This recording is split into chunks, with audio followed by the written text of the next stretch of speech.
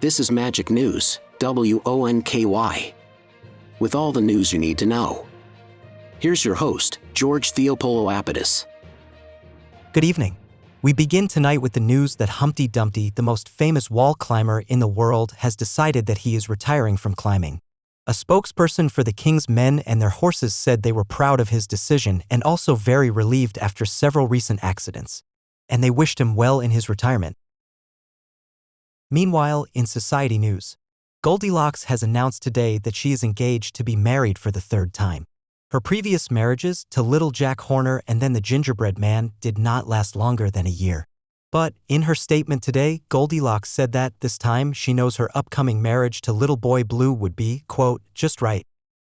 There were disturbing scenes today in the Up the Hill district, as a young couple were seriously injured after what has been described as a falling down accident. The as yet unnamed victims were apparently on their way to fetch a pail of water. One of them was treated for a suspected broken crown with lots of vinegar and brown paper and is expected to make a full recovery. There is no word as yet on what happened to the pail of water.